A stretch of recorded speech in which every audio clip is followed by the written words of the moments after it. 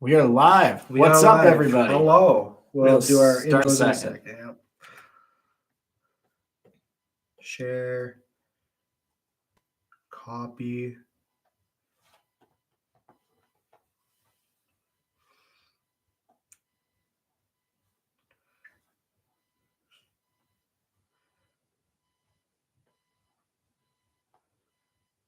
And post. I'll start when you're done.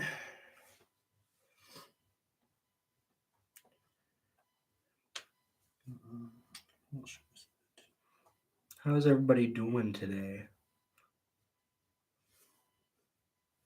I am baby-faced today because I actually got a razor from the store and I didn't use my electric one, and it cut a lot better. No, smooth.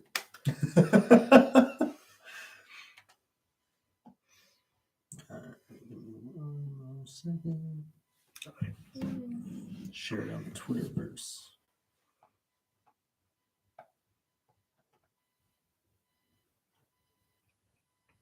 Don't like that. Hashtag Ezra Miller. Oh no. Nope.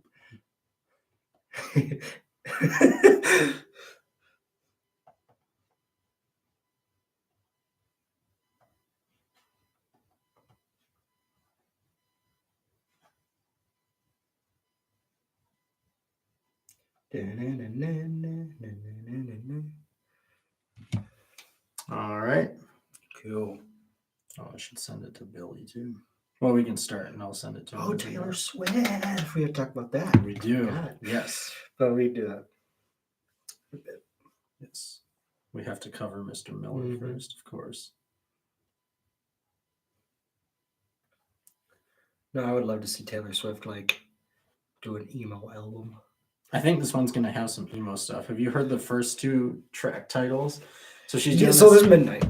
So the album's Midnight, and then I'll touch on it when we start talking about her. But yes, I'll get this one monitoring, and then we can start. All right, let's do it. All right. Hello, everybody. Welcome back to the Nerdkave podcast. I'm Miles. I'm Max. And today we got some topics, some good topics to talk about today. What do we want to start with? Do you want to start with? I mean, I think we have to start with Ezra Miller. Ezra Miller, the Miller Man. He's moved up from this kind of side category to really just being the main event. He's the honestly, main event. Like, if we're not talking about Ezra Miller, what are we talking about? Yeah, what that's are we true. doing? What are we doing? So the Miller, wilding out. You know, we like to keep you guys informed all the time, where he's at all times. I wish we had a tracker on him, honestly. We should figure out what he's doing. Yes. So have you heard his the proclamation that he made? What's that? That the Flash movie is the idea would come across. He basically said that the Flash movie that he's starring in is the opening of the actual multiverse, and that this is like the next coming of Jesus. Yeah. Yeah. You know. So everybody get excited. Yep. I think he's come a long way from the Miller we always knew from 5 months ago, and he's still the same guy. Yeah. Oh yeah. I don't even know. I have so many. That's something he would totally say. Yeah. I have so many questions about all of that. If I ever met him, I would just be like, so what's the next thing? What's the next side quest you're going on? What's the next journey? We need to know. I want to know. And let's be honest, if anybody's opening the multiverse, it's going to be Marvel, not DC. Yep. That's very true. But that was something. I saw that, and I think that's when I messaged you. I was like, we have to talk about this. He's a character. I think he is his own character, and wherever he goes, people will follow. Mm-hmm. That's very true. Sort of majestic. Yeah. Majestic in a concerned way of what he's doing. But it's Ezra Miller. Yeah. There's no stopping him. This man is elite. Another week, another Ezra Just quote. another Ezra. Yeah, I mean, there's not like any big news. So the other thing involving him is that basically a lot of sources have said that no matter the outcome of his like rehab or therapy or whatever he's doing right now, he will be out as the Flash. So that's kind of like the general consensus and everything going on with that. And it just makes me like, assuming they're doing the Flashpoint movie, which it seems like they are, because of the trailer or the teaser thing that they had at DC Fandom. It's like they can just easily retcon him because of the movie they set up. So now my question is, like, are they going to then have the new actor that's going to play the Flash at the end of this Flash? Probably. Unless he gets in trouble. Can you imagine, like, you have this big event to celebrate this movie, and then at the end you recast the main character? You recast the main character, putting him in the movie. That be like, bro, this is your replacement, bro. By the way, he's in the same movie. So good luck. It'd be crazy if they did that. I feel like that would be the first movie ever to just be like, not even a sequel, but at the end, it would be like, well, you're gone. This is the new. Just somehow kill him off in the movie, and then just be like, there was a second one. Yeah. Yep. I'm his clone. Just don't look like him. Yeah. Yeah. We're twins, but whatever the one is where they don't look the same. It's a biological twin. Is it No. I have no idea. It's like you can have a twin that doesn't look like you, but I don't know. I don't remember what they're called. Because there's identical. Yeah. There's biological. I don't know if they're the same or not. I think they're the same. I'm just being stupid. Honestly, I have no idea. So you could be right. That's a good question. I don't know which one it is, because I think it's biological. Anyway, so moving on. So our next one, we're going to talk about Star Wars. Yeah, Andor. So I'm not going to spoil it because Max hasn't seen it, but I saw the first episode of Andor, and the reviews are really good. I heard it's another really highly grossing, like produced Disney series they did. Awesome. And heard really good things about it. So the first episode was great. I'm looking forward to watching the other two. I was surprised they released 3 episodes like right away. On Kenobi they released 2, and then this one they just released 3 on the first day, and I was like, huh. So how many episodes are there in the season?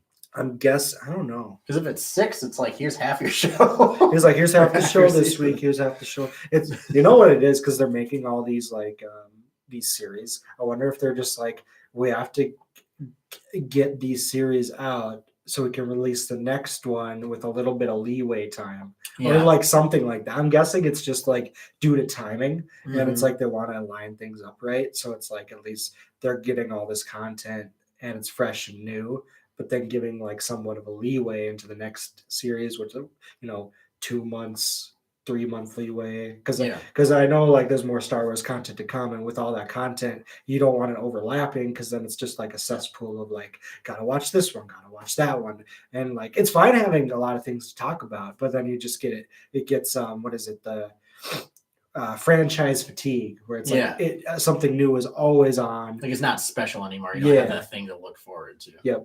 Did Marvel do something like that? No, Marvel didn't. Oh no, Marvel's just Marvel. Right now they have She-Hulk, which is, oh man, if you go on Twitter, you'll see angry people about that show. Not just the show.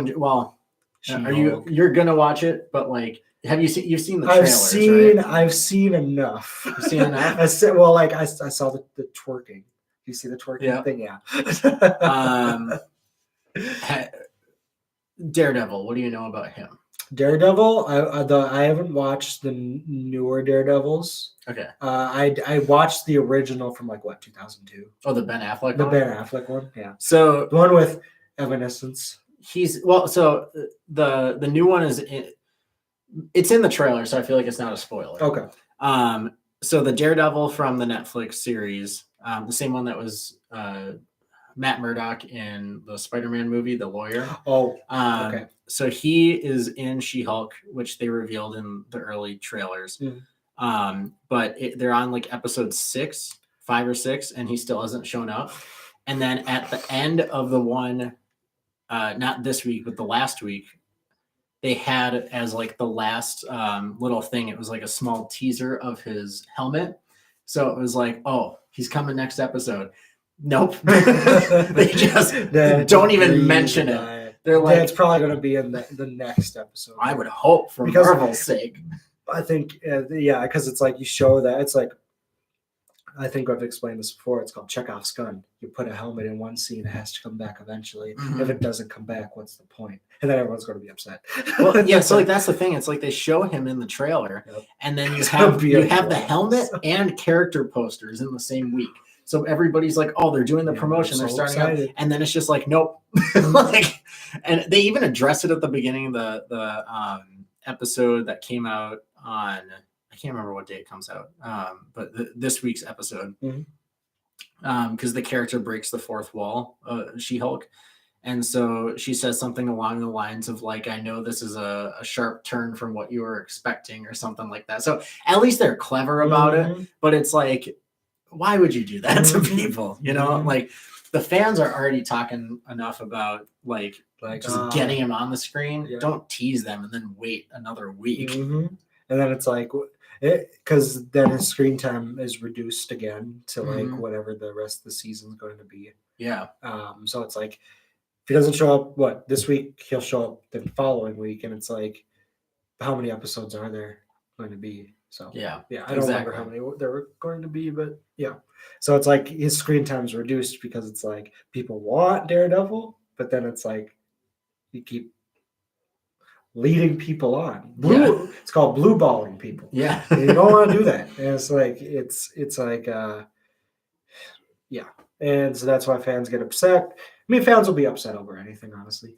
But like She-Hulk, there's definitely reason for some of the things being I heard like, where'd their budget go? That's one thing. That's one comment where it's like, where'd the budget go? Well, it's Disney. They got the money. Wasn't it like built on the same soundstage as Star Wars or something? Or they use a similar soundstage? Something like that, yeah. Because it's like the same tools and equipment they use. They use the Unreal Engine for like the effects and all that. I checked out what they use for like all the sets and all that. It's pretty like spectacular, but it's like in this one it was, I don't know what they did, unless they made it for a more organic feel of whatever. So. Yeah, I was watching the Real Rejects covering it, and there's this shot where they're like I won't say too much because it's kind of what the episode is about, but she's there as She-Hulk, and they're like, "Oh, that looks like really, really good. I bet all the budget went into that shot." And then like, and then the rest of the episode, like it's very much like a non-She-Hulk episode. It's like, we'll spend $1,000 on this one shot, edit it up. The rest, just let it go. Yeah, yeah, definitely. So yeah, so Andor, I'm very excited. Like, it's a good story. Just the whole, his character's great, and what the story they're trying to tell, I definitely recommend it. So if you get a chance, oh, definitely. And you said this is before Rogue One, or this after? is before Rogue One? Okay, because he dies in Rogue One. Spoiler. So yeah. Did you watch Rogue One? I'm not. Oh no, you're good. You're good. I've known some stuff. I thought you watched it. I've seen some of it. I thought you watched it. I'll forget. I forget when I watch. It's so funny. Like when I saw No Way Home, I knew the movie before I saw it, just because of I know where to look for leaks. Right. But while watching it, none of that was in my brain. I was like, "Oh, what's happening next?" Yeah. So it's just like, yeah, like I will forget. Okay. Cool. But yeah, so this is like, I think like through the series, like it leads into Rogue One is what I heard. Is like it's supposed to lead into it. So it's kind of like telling the tale of Andor and what he was going through before it all happened. Okay. So yeah, very cool. interesting. So That's really cool that they can make a story based off of a character that, unless it's prequel type stuff, it's not going to have a result of something they can like keep making money off of. And the thing is, like, Star Wars fans are some of the hardest people to please, and I would say one of the most toxic communities. I love Star Wars. Yeah. Don't get me wrong, I love Star Wars. Like, that's the reason why I review Star Wars stuff and watch Star Wars stuff, and like it's been a part of my life since I was a kid. But it's like nobody is ever happy with anything Star Wars puts out. There'll always be people that'll be like, this doesn't look as good. They didn't tell the story right. Oh, they retconned the lore because of this in this book, or because the expanded lore, or whatever, because there was an expanded universe when. So after the original Star Wars came out, 4, 5, and 6, and then there was 1, 2, and 3. There was books that were written about these like side stories and stuff for these characters, and then Disney retconned a lot of it. They're bringing some back, depending on the character if it hasn't been written yet, but at the same time, it's like you'll get the fans that read the books and like all this stuff. It's kind of like the show don't tell, right? Where it's like the movies or the movies and the actual media should be the canon. But Star Wars is so big that it's like you got everybody yelling at each other because it's like why. And it's like Star Wars, and then there's like I think we talked about it last week, the agenda stuff, when they start putting agendas into movies. Solo was an example of the agenda being put in there, but at the same time, I thought it was a good movie, ignoring that stuff. And it's like Star Wars is a universe. There'll always be stories to tell, done right, and like Rise of Skywalker. Yeah, and like not terrible, but not terrible, issues. But it had its issues. Like somehow, because they're not making me laugh. The prequel or the sequel trilogy, I would say the sequel trilogy has a lot of flaws just because of it, just like character development, story. It all kind of fell apart because it didn't feel a part of because it's like it takes place years later after Return of the Jedi, and it's like it's like we see one thing with the Mandalorian. That's cool. I like the Mandalorian because it feels like it's part of that universe of Return of the Jedi and those other Star Wars movies. With the sequel trilogy of not Rise of Skywalker, fucking Force Awakens. Is that the first one? Yeah. Force Awakens. That was a good one. Yeah. That's one of my favorite Star Wars movies. I enjoyed Force Awakens just because of like, it did go back to its roots a little bit, and J.J. Abrams directing it. I think he played it too safe in some parts, but I think he nailed it with just like the story he was trying to tell. Yeah. And then The Last Jedi, you have a new director. I forget who directed that one. I forget too. We had a new director come in, completely like destroy what J.J. Abrams built. And then J.J. Abrams had to come back for The Rise of Skywalker and try to like make a story out of what happened in The Last Jedi. Yeah. That's tough because it was under somebody else's wing, and you have to go off a story that you didn't write. Like, I can totally understand why things didn't match up the way they were supposed to. Like Snoke, I don't think should have died in the Last Jedi, but like it is what it is. And like a lot of people will complain about the rights and wrongs. I really loved Kylo Ren's character, Adam Driver, amazing actor. I think everybody on that on those Star Wars movies were amazing actors in their own right, and like gave what they did. But I also heard that it's like none of them are ever going to come back to reprise their roles because of just what happened. Like Daisy Ridley doesn't want to do Rey anymore. I forgot who played Finn. John Boyega. John Boyega doesn't want to like to be associated with it because Yeah. of just like all the issues and like even Mark Hamill when he came back, like he was not happy. Have you seen those interviews? Yeah, like he was just not happy how like the character was like it did not represent Luke Skywalker in the way he wanted. Those interviews where he's like kind of cryptic and kind of hiding it, but not at all. Yep. He's Yep. like, this sucks. This sucks. Yeah, I think Star Wars, like the thing that just hearing you talk now, I think the biggest issue and like the reason Force Awakens works is because it was something that understood what happened before it, but for the most part, it was still a new story.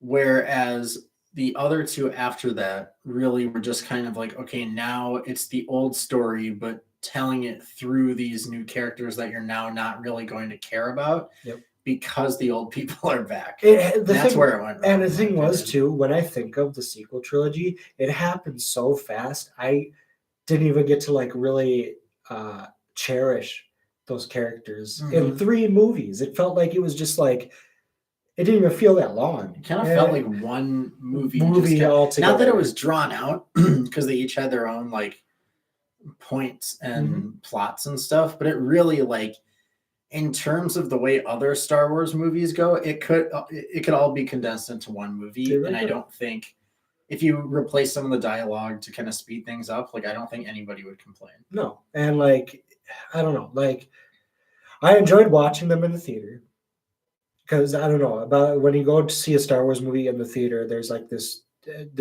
like nostalgic thing that happens where it's like, oh man, I'm seeing a Star Wars in the theater. It all happens and it's cool.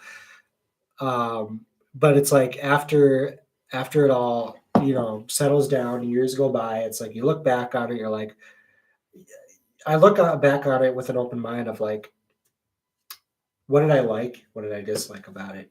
I think overall, just production-wise was great. Like production-wise, their CGI and all kind of the technical stuff, great. Actors, great. Lightsabers, it was just incredible. Yeah. My favorite thing from real quick. Yeah.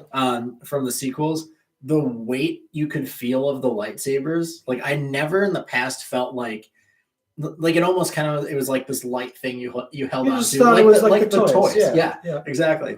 But with these, it was like, oh, there's heft to those. They like slam on the ground, and it felt like. You saw that it felt heavy. Yeah. And like they did a great job like sound design wise and like a lot of things just like showing what the world is like in Star Wars. Yeah. The only thing was the story just fell apart.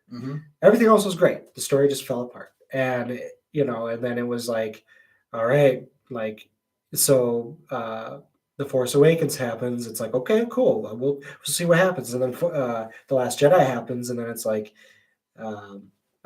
okay, all right, let's get this over with. Time for damage control. Let's get this over with. Like, okay, a lot of like things with like Leia and her Force through through space and all that kind of stuff. It was like, okay, cool, all right. Like, the cool thing about The Last Jedi was the slip space jump scene where it just went. It was just like all silent. And I was like, yeah, that's clean. It was clean. And I was like, this is cool. I like this. Yeah, like, and then you finally get to the Rise of Skywalker. Everything they developed fell apart. I like Rose's character. I like John Boyega's character. I like Poe's character. I like Daisy's character. I liked all the characters in that movie. But there was just not enough time for all of them. Yeah. It felt like you were jumping from this to that to this. You have a casino scene, and then with Finn, and then it's like you go back to Daisy having her issues, and you got Kylo and his issues, and it's just like. What was the point of the? I can't even remember the casino scene. There was like some sort of thing they needed. They needed something, but then it's like why do you then include 25 minutes of them trying to save these space kangaroos or whatever? Yeah, I was like, just get the thing and go. And it's just like, there are things in it that dragged. It's like Mhm. they put like the screen time. There was screen time, but it wasn't used right, and it was like it just dragged. Yeah. And you're just jumping so much. There's so much going on, and then it's like, oh, Palpatine's here, and then it's like, Somehow he returned. yeah, somehow he's here, and oh, hey Ray, you're related to me, and oh, it's like, uh, it's like, oh no, don't worry, you're not actually Palpatine, a Palpatine. Like, oh, you're a Skywalker, and then she's have this big fight, and then all these Force ghosts talk to you, and it's like, oh, okay, then you have the power, and then defeat the Emperor. Mm-hmm.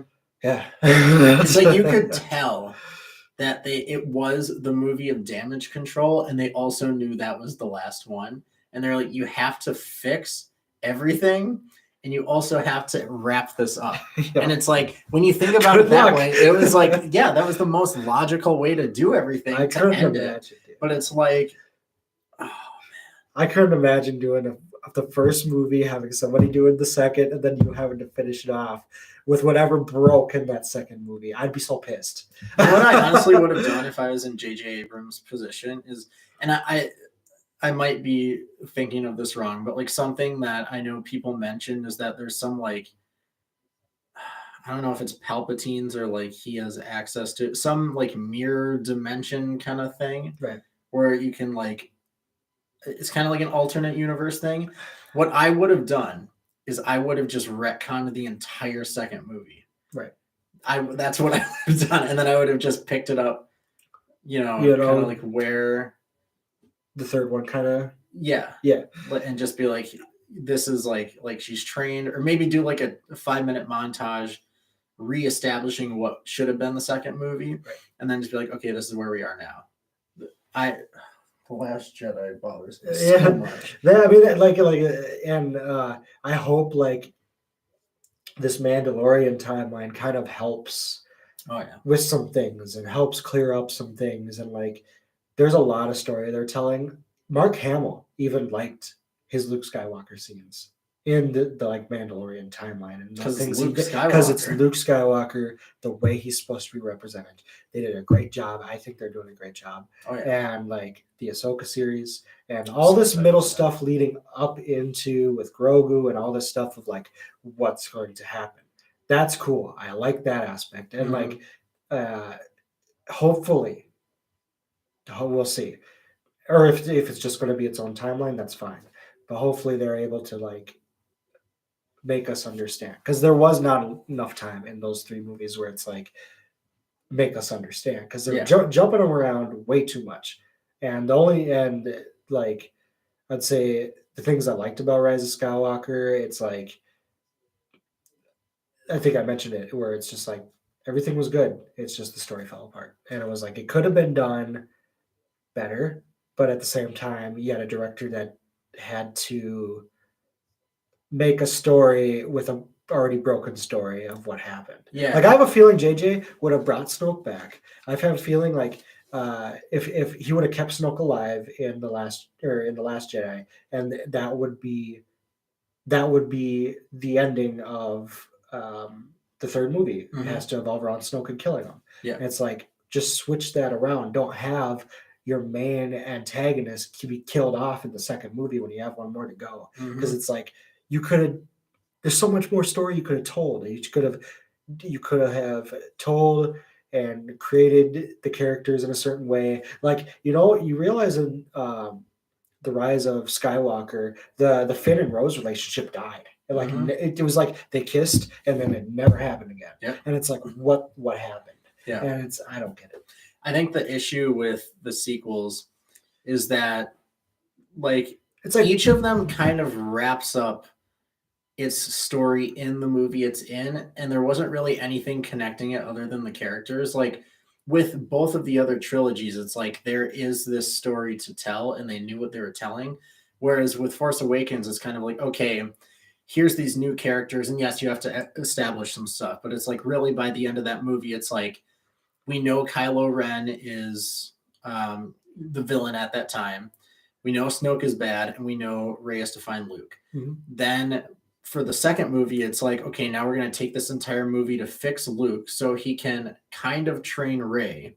Kylo Ren will now be kind of conflicted and Snoke is dead. And then the third movie is like, okay, now Palpatine's back. Yeah. Like there was no clear path of like Consistency what almost. are these movies going to be? It's like I would rather have fans be upset and then stay consistent in that last movie than just completely be like, all right, our fans are upset. We have to fall back on our problems and like completely remake a story. I get it. I get like movie making is not easy. I'm not saying it is. I'm just saying like have a little bit of consistency in between movies. Otherwise, people are just going to be like, what's going on? Yeah. And it's like it confuses people. There's plots that aren't like that aren't revisited again, and it's like Poe's ex-girlfriend or whatever the hell her name was. It's like you get to see her character and then she's gone. Yeah, it's just one movie, like, and it's why? like don't introduce new characters in the last movie you're trying to make. And Exactly. I'm sorry, I'm not trying to get upset. I'm trying not to yell, but I'm like, upset. not like when I see like these projects I love and the reasons why they fall apart, and I look deep into it, and I'm like, this is why it's falling apart. But it's like it's either Disney or something in like internally is either messing with the movie, or you got a director that made a movie that wasn't supposed to make a movie, and that's just Cheers to that. So I mean, like I could rant on forever about the sequels and like what I like and dislike about them, because like I said, at the end of the day, they're Star Wars movies. They're part of the canon. They're not going to be retcon as many people want them to be. And it's like you have to take what you can get. And it's like you don't have to like those, and those don't have to be your favorite, but it is part of the story, and you have to recognize that it is part of the story. And it's like hopefully, like I said, they can fix it. That those were made at a time where Disney just bought them. And there's still plenty of stories to tell in Star Wars. But yes. Yeah, we should have a whole episode dedicated to talking about those movies. Because I can go back. I mean, like I said, I can go back and talk about the sequels, or the sequel. 1, 2. That's prequels. Sorry, 1, 2, and 3, and tell like. And like say like, oh, what was bad and what was good about them. But I enjoy the prequels more than I enjoy the sequels. And it's like the whole debate was like, oh, the prequels are bad. But it's like, no, because like you had the Clone Wars, you had fucking all these other stories that tie into the prequels that made it good. And it's like, that's definitely. Should we move on to the next topic? What's the next topic? Taylor Swift. So her album rollout that she's doing, I love it. So she's always been, at least for the past couple of albums, kind of like dropping Easter eggs and hints or having like fun ways of doing reveals. So she announced that like Midnights was happening. 13 tracks on the album, and now every other day. So like tonight, I think she'll do one. She's doing like the little, I don't know, it's like the spin, and she'll take one out and she'll say the track name or whatever. I think that's really cool. It's really really cool marketing, and it's just like you're doing it, Taylor. And that's the way she does it. She's like, "Welcome back." So like kind of like monotone and calm. I'm just like, dude. But like you were saying earlier, that you would love for her to do some like emo sounding kind of stuff. Yeah. There has to be at least one on this album with titles like this. First title she revealed was track 13. It's called Mastermind. And then track 8 she revealed the other day, and it's called Vigilante Shit. I'm like, those sound going to be good. a Batman song. Yeah, I'm gonna freak out when she releases this thing. I love Taylor Swift. Like I've been a fan of hers. Like so like we both grew up with her, and so just her evolution and what she does when she makes albums. She does such a great job with marketing, with just like getting the word out there, and just like because every freaking album she has a banger on. She has at least one banger or even more, and it's like I don't know. She knows how to do it, man. She definitely does, and I'm so everything from the rollout to the album artwork. And just, I want a single. I want a song. That's the one thing I'm sad about. I'm interested to see if she'll even release a single. I have a feeling she won't, and it bothers me. It's going to be like another 'Cause, like, month I'm until like- we get it. because it's like it's so smart. Just have people anticipate the album, so Mhm. people are excited about the album than like the single, or just like because you're so hyping up this album. You got 13, but then she'll release singles afterwards. I do have one theory that she will put out one single, and it's going to be at the end of these track release things. I don't think it's random. I think it's planned. So she knows what she's going to release and when.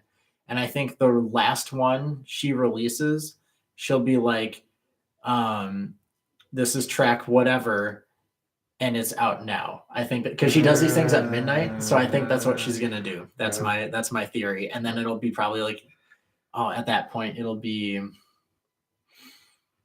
probably like a week until the album. So you'll have the single, and then you'll have the rest of the 12 songs when the album drops.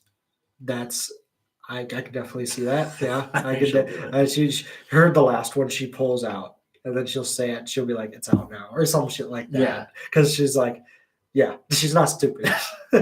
What if the song? Ooh, this could be cool. What if the song, the last one, is Midnight's? Like that's the song. It comes out at midnight, and then it's like the only introduction to the album. It's like 1 minute. It's like an interlude. It's like this. It's like for like a minute, and then it just ends on. And then it's like, oh, it's not an actual song. I kind of hope that would be funny. That'd be funny. I'd still accept it. I'd still listen to it on repeat. Yep. Be like, It's her bro. and Jack Antonoff playing with synths. I'll be like, bro. Bro, did you hear that build? It's a minute long. Oh my god, that'd be great. I can't wait to see the other song titles though. It's just like with two like that. And like even the description that she gave of the album, where it's like each song is based on a different night, and it's like there's songs about love, there's songs about heartbreak, anger, devastation, or turmoil, or whatever she put in there. I'm like, Just up my alley. yeah. I kind of want to find where's that post. She worded it in such a cool way. Do you have the album art? I can in a second. Yeah. Show you guys the album art. There's the album art. We do not own that. It's Liddy. Yeah. So here's the thing. It says, we lie awake in love and fear and turmoil and tears. We stare at walls and drink until they speak back. We twist in our self-made cages and pray that we aren't right in this minute about to make some fateful life-altering mistake. This is a collection of music written in the middle of the night, a journey through terrors and sweet dreams, the floors we pace and the demons we face.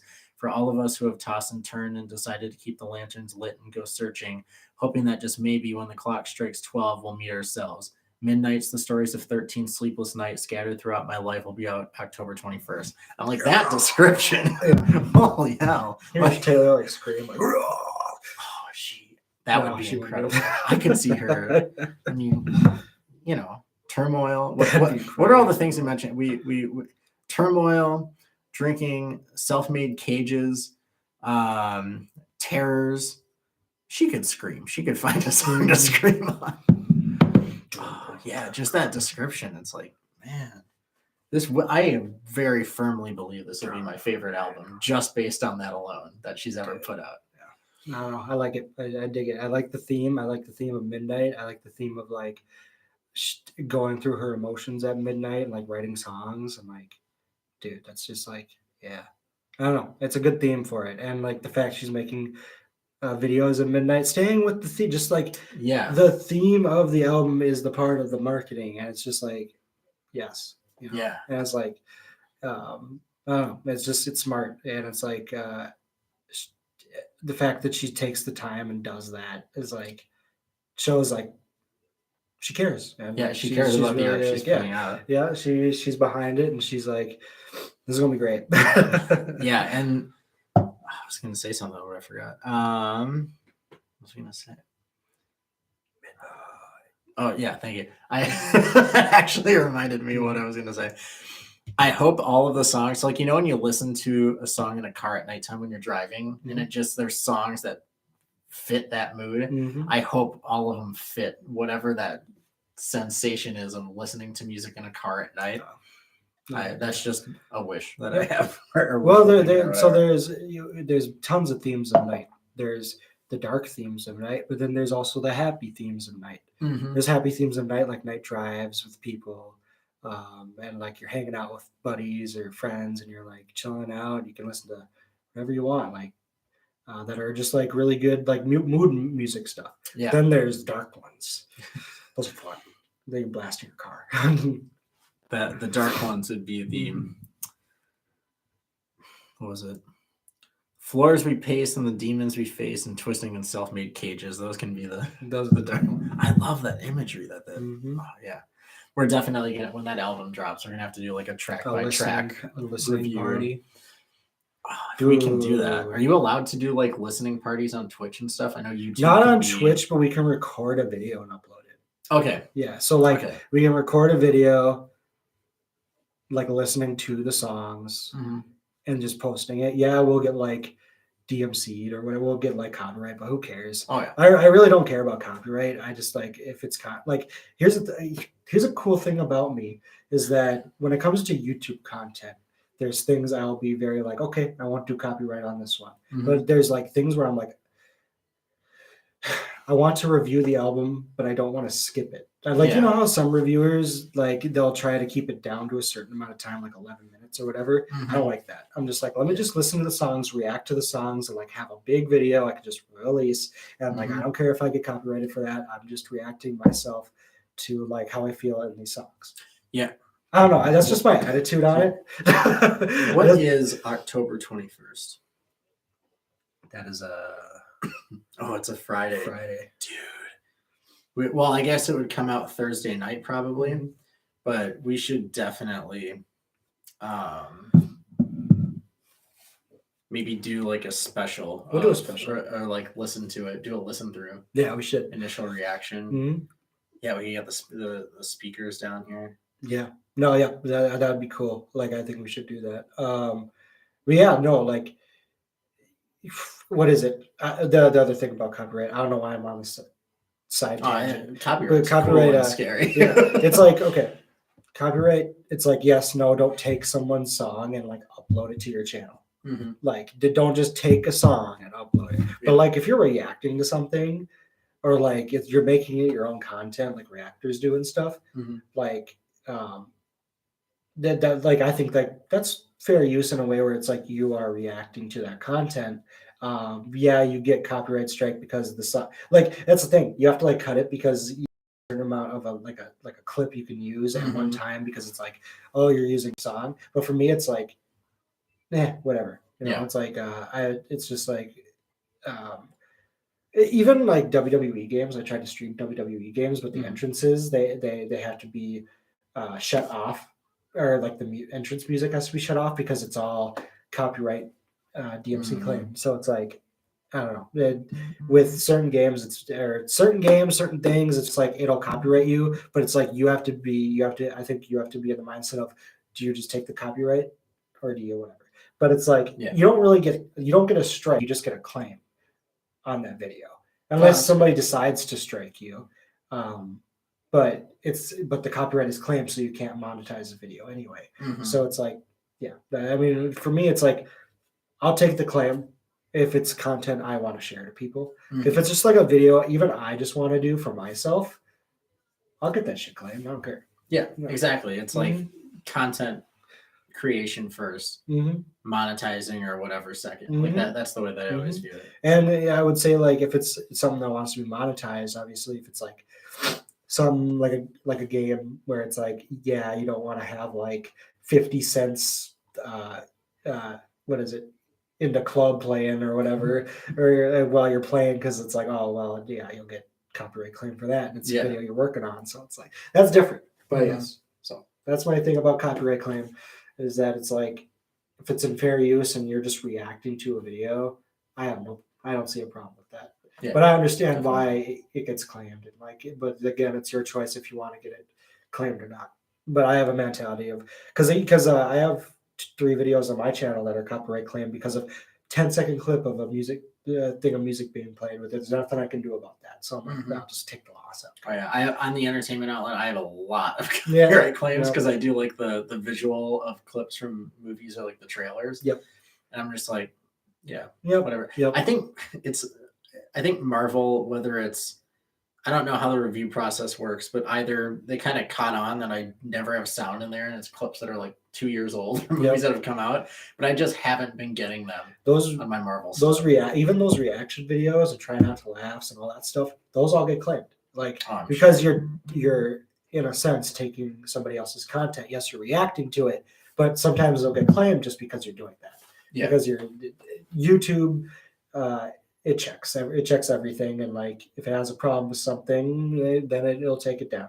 There's a good side to YouTube and there's a bad side to YouTube. There's things you can't say. There's things you can't do. If you're a small YouTuber, it's very hard because it's like you want to make content, but you don't want to be punished for making that content. Yeah. But then I would have to say, it's when you stop giving a fuck about like just like putting things out there. If it gets taken down, let it get taken down. Fine, whatever. Mm-hmm. So you don't need to explain why it was taken down. You don't need to do any of that. You could try to fight it, but if it's a loss, it's a loss. Copyright school. Yeah, it's like if it's a loss, because it's like, yes, obviously you don't want to get strikes. Mm-hmm. Strikes are bad because at 3 strikes you're out. That's a 3-strike rule. Yeah. But you know, it's like if you get a strike, then be good for that 1 year or whatever it is to get it sponged off your thing.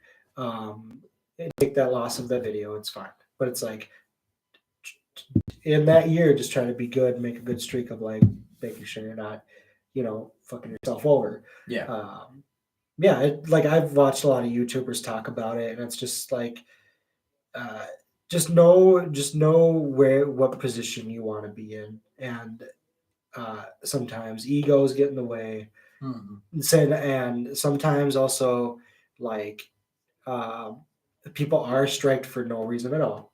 There are people that are striked just because of like they said something or whatever it is. And there was a YouTuber I follow called the Act Man. He got in trouble because he didn't do anything wrong, and but his video got taken down and a strike for harassment and bullying when he was trying to call out somebody that was doing the exact same thing and didn't get his channel taken down. So like there's politics on YouTube. Oh, yeah. But it's about also staying away from those politics. And it's hard because if you see like a smaller YouTuber go down because of some bullshit and you want to speak up about it, you can get like banished to the shadow realm because you wanted to talk your opinion or or whatever, you're trying to call out somebody else, and for some reason YouTube sees that and is like, that's not okay, even though that person's doing the exact same thing. It's like, I don't get it. It doesn't make that any was sense. My side tangent. I don't know why I love the side tangents. I don't know why I went on that speak. I think because YouTube, I love YouTube. It'll be here forever. And I like, for me, YouTube is like a video journal of things, like video journal of just like putting my work out there and just being able to look at it years later and be like, wow, like look how far I've come. Yeah. And like, for me, it's like just a journey. And it's like, just take the journey. And, I don't care how many people watch, 10 people can watch, 5 people, 2 people. And like, or it's just me having fun. And it's like, it's just like, I'll just release whatever, like I feel like doing or whatever. There'll be times where I'll take a break or I'll take a week break and I won't have videos to upload or whatever, but I'm just like, it just depends on how I feel, the mood I'm in. And like, if I want to make videos, like I said, create videos because you want to, not because you need to. Because then if you start, the thing is too, if you start giving yourself a schedule, you start to break down and you start to be like, am I doing, and then you get those questions in your head of like, am I doing this because I want to or because I need to? And then you'll have a whole bunch of self thoughts about it. And then you'll be like, well, Yeah, and then you start to get lazy, and then it's Yep. It's because Definitely. I've understand been that. through. My mental mind has been through the issues of like scheduling, and like I could have like write out how I want things to go, because and in that moment I'm having fun doing it. But then when I have actually start doing the schedule, you start to resent it, because you're like, fuck, like I It's don't like, I have to want do to. this. Yeah, it's like I have to do this, but I don't want to do this. But then, Exactly. and that's where I say when you stop caring and doing things you love, that's when you start having fun again. Yeah. And it's like you just make some stupid shit and put it out there, and that's for you. And it's like, and for whoever watches it, right? I did like a hot spicy challenge, I think, on my channel. I deleted the video, but I should have kept it up. But it was part of my chip one. Yeah, it was part of my like yearly upload thing. But because of the issue I had, like I had to stop. And like I would like to do that stuff again, but this time not giving me that yearly upload thing. Like I want to redo some of my challenges, like without that pressure to like do it, like because I'm doing it in a yearly upload thing. Because I had a format I was doing it with, but I just want to upload it without that format. So redoing challenges, or like doing like challenge videos, or like and like reacting to stuff, and like making game videos, just doing everything. Yeah. I just want to do everything. It's kind of bringing YouTube back to like making videos. Yeah. Not like if you're at the point in your YouTube career where it is your business or it is your life, and obviously there's things to think about, but like until you get to that point, it's like it's just fun. Like that's what it should be. Yep. So, the thing is too, you look at the big YouTubers, don't try to be like them. The problem is there's too many people. There's too many people out there that try to be like people. I mean, I think everybody comes from like a humble beginning, where it's like they take inspiration from the people that they loved watching. I do that when like Markiplier, like he inspired me to even make a YouTube channel, and like to like do what I'm doing. But like he inspired me to have confidence on being on camera and all that stuff, and like I can just do it now with like no hesitation. But now having the equipment to actually do it, it's like, do you have the equipment to do it also? And it's like but also be your own person.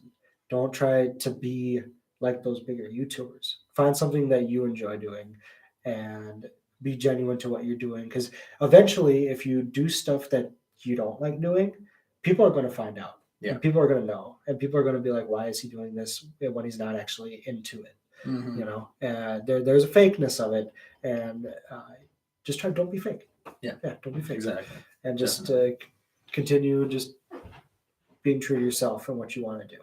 Like I'd love to do exploration videos. There's so many things I'd love to do, man. I want to explore haunted houses, or just going to abandoned buildings and stuff. Like, a video of our trail that we're having. Or like doing like stuff like that. Just like, I don't know, man. It's just like experiencing life. Yes, experiencing life, and just like sharing it. There's a lot of ideas I have as I would call myself a content creator, but just like I would love to just do things and tape it. You ever have those moments where it's just like, I wish we had a camera? Those are like the moments. Yeah. So YouTube. That's my little like side tangent spiel about copyright, because we were talking about reactions to Taylor Swift. Yes. Taylor Swift's great. Go check out her album when it comes out. Midnight's October 21st. October 21st. Go check it out. Right now. Okay. I wish it was out right now. Should we do some music stuff? Yes. So after I talked a lot, so you can go ahead and go off your list first. Well, it is fall, so I gotta be in that spooky mood. So I've been listening to just Halloween playlists. Nightmare Before Christmas, Baby You're a Haunted House by Gerard Way. Some of Billie Eilish's stuff, like Bury a Friend, those have definitely been up there.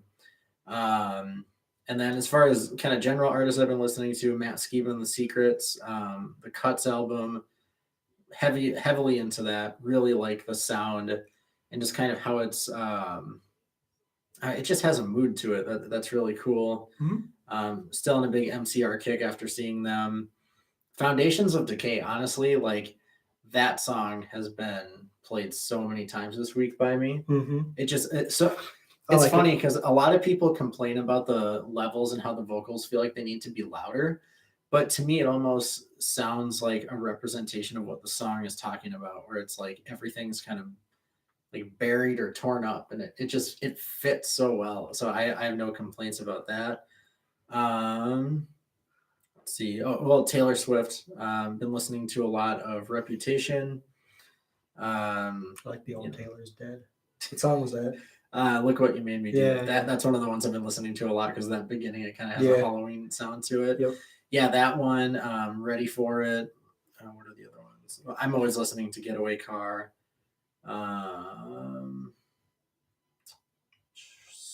So It Goes. And yeah, listening to some Taylor Swift. Spellbound by Angels and Airwaves. That song. I've been listening to a little bit of them lately. Yeah. I like their, what is that song? Oh, I'd find it. Hold on. Surrender. Oh, yeah. Yeah, it's a good song. I love how that synth in that one. Yeah, Spellbound's really good. I initially listened to, I listened to it a lot, but like I've been listening to it a lot because one of the lines in it is, I forget the first word, but it's something like coming in with a bad intention, like using Halloween as an intervention or something like that. And I love that line so much, or something close to that. And yeah, it's just a cool sounding song. So that, and then I've been getting into my soundtracks. So hell yeah, Harry Potter, Star Wars, all that good stuff. That's my music list for this week. I got a newer song by, well, I don't know if it's newer, but I found it. It's called Point North by Dark Days, featuring what is that? Jairus Johnson. Point North, right here, the bottom one. Oh. Yeah, it's a Jairus Johnson. Yeah, it's a good song. I ran into it just the other couple days ago or whatever, and I was addicted to the hook. Kind of, I don't know. I just say I like his voice on that, so that's cool. I've been still listening to fucking Black Bear. Surprise! I'll tell you, I listen to that album at least once a day. I believe it. Yeah, he's in loving memory. Was one of the inspirations why I started writing. Like that, I had the itch. I've told you this, but I had the itch like a few months ago. But when In Loving Memory came out, I finally, I think, got inspired to write music. And because Black Bear tells stories so well, and just what he's been through to where inspired me to write stories. And that's why I listen to that album at least once a day, because through and through, I would say it's my album of the year. It's definitely one of my favorite albums I've ever heard in my life. It's cool. Which is it's crazy to say, but it's honestly, it definitely lit that spark that's been kind of just hiding for a while, dormant for a while, and it's just I'm glad that was the album to kind of kick me in the butt. And it was yeah, I would say In Loving Memory, just the title of that album, In Loving Memory. It's so intriguing. It's like you have to listen to it after In Loving Memory. It's just it's after someone passed away, his dad passed away, but it's In Loving Memory. It's just it's something you want to tell somebody before they pass away. I'll have to listen to it with that context in mind. Yeah, because I can relate to that. Yeah, not every song's about his dad, but he said a lot of the songs that sound like love songs are about his dad. So I just found that just whole concept of that album super cool, and it's it finishes off with a big getting out of this now, and so that's why it inspired me to make an album that's a story. So yeah.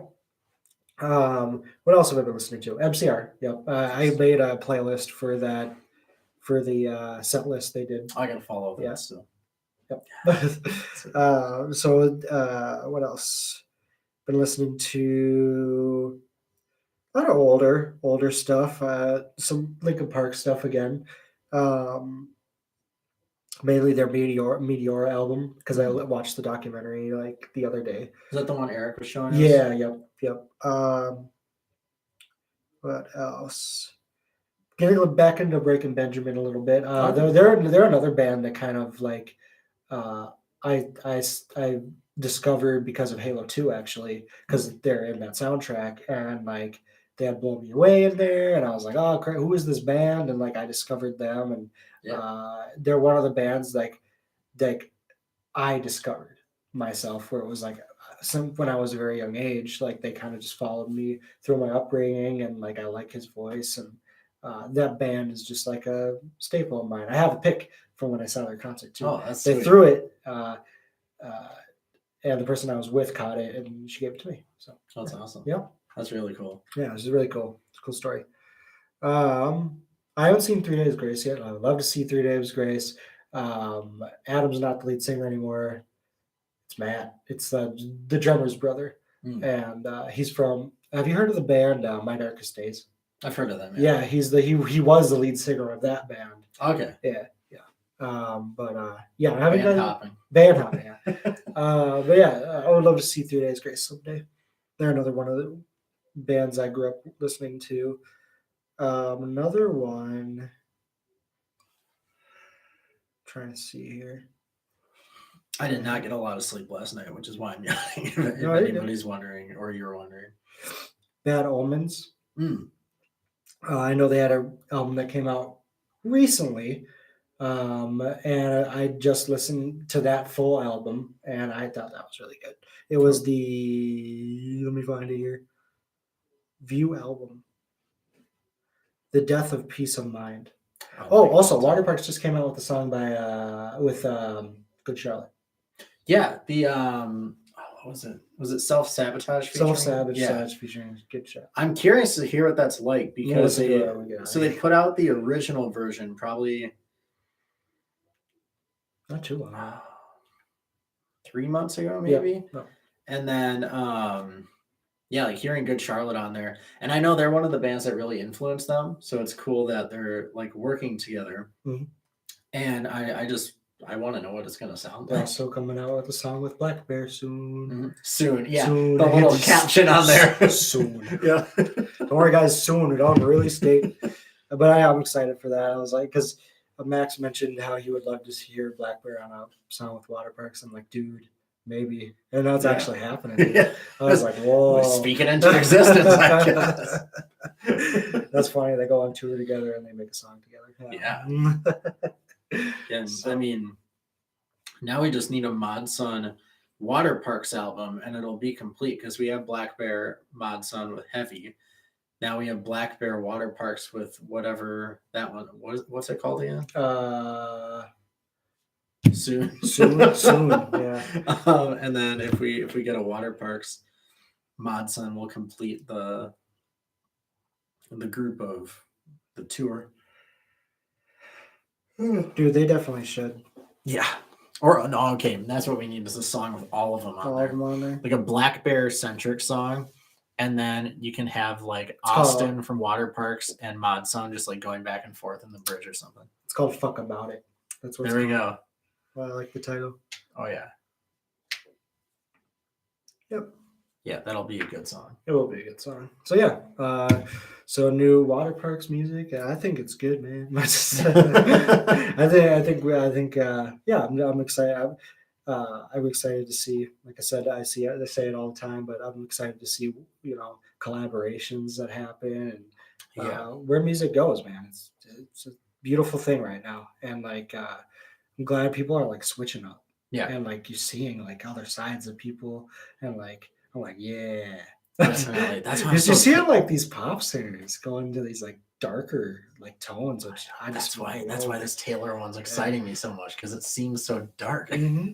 I'm just like you take like Demi Lovato, who started on Disney. She was like in that rock, I think element when she was doing that. Yeah, a little her, bit. her earlier Disney stuff was very much like if you took Paramore and put it through the Disney filter, I would say is kind of Yep. what that would be. Yep. But she never really got to like fully express her rock side Yep. until because she went pop. She stayed pop. mhm. She did. There's a couple songs she did do that were a little bit heavier, but not really. But then she made this album, and it was like, that's the Taylor, or that's the Demi Lovato kind of that I think she was always looking for. And I'm glad. Like, I'm just glad like people have that freedom of expression where they're not just tied into one genre. Where it's like I think I said it the last time we were on here. It's just like they can do whatever they want, and that's super cool. Art is art. Music is art. The thing is, you're a fan. If you're a fan of that person, you'll like what they put out. I don't care what people say about why are they switching up. I don't care about uh, like, oh, they don't sound the same like they did on their first album. I don't care about that anymore. Or like, I never really cared about that. I'm just like, do I like that artist? Yes. Do I'm gonna go like I want to listen like to what they put out. There'll be songs like I don't listen to as much, but art is art, and the people that make this stuff are very very talented, and like very like extremely talented to where it's like they can release a song that's not even that good that's still good. And it's like it might not be your favorite song on the album, but it's good, it's decent. Definitely. It's like saying, oh, I don't know. It's like, I don't know. It's like, oh, I don't know. Like, I think they kind of fell off. It's like, yeah, because they're not doing the same things that they were doing that when they were big. It's like you have that song that hit like 100 million streams or views or something like that. But then like you make an album that's kind of underground and like you don't want it to have that much attention. And it's like, yeah, it's not going to do as well because they didn't push the album. Or like what Taylor Swift's doing. It's like, she's just putting it out there but she's promoting it really well. And it's like, it's like I'm glad just you're able to do things like that and just be able to like make music however you're inspired to make music, not just because you have to sound this way. Oh yeah, inspiration 100%.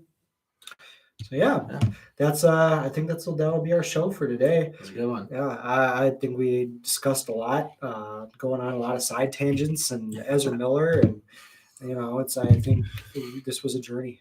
Ezra Miller, the main feature side tangent. And it's just it's just excited to see what the future holds and everything. So definitely, can't wait for the next one. So thank you guys so much for watching. This has been Miles. This is Max, and this has been Nerdkave Podcast. You guys have a good night. Have a good one.